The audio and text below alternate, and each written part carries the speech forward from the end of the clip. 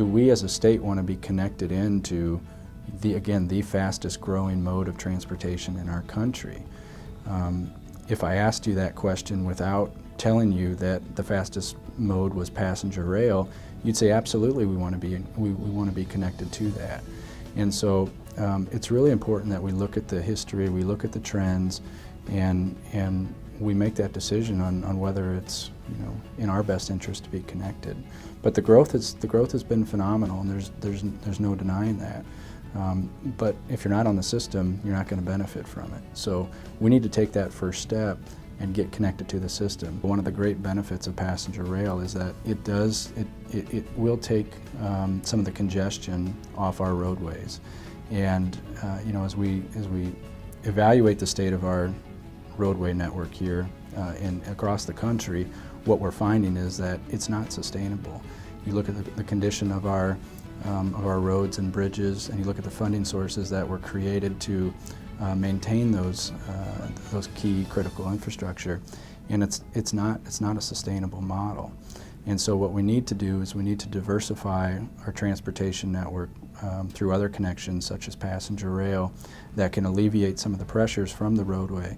But I think it's a mistake to think of passenger rail as a separate component. It's part of an integrated transportation network. They're intended to, all these modes are intended to work well together. They all fit different market niches, and if well planned, they can all help each other out. That's what many cities have experienced, and that's what we would hope to do here in Iowa City. The status quo really is untenable if you are traveling I-80. If you are a personal passenger, it becomes very, very dangerous at times of the day, in particular when it's particularly populated. It is not an easy route to use for people going to work.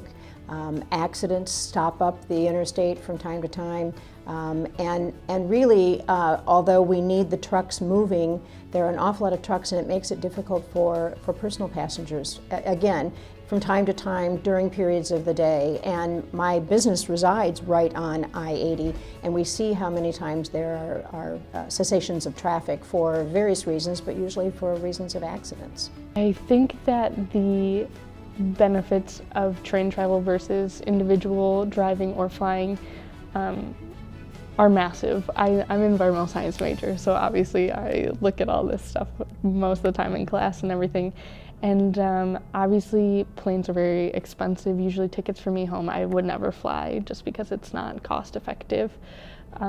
Also the problems with navigating airports, it's congested, it's crowded, it's kind of a hassle for what would be a very short flight for me. And then obviously driving costs, paying for gas mileage, that type of thing isn't always very cost effective. So having something like the train that would be able to transport a lot more people than even our bus system would be, I think, also environmentally friendly, because that's something that I consider and would look at.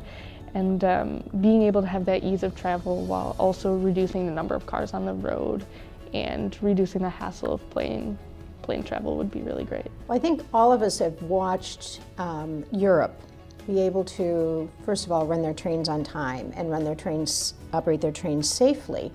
And that's something that I think certainly is desirable for us. I think that is an economic opportunity.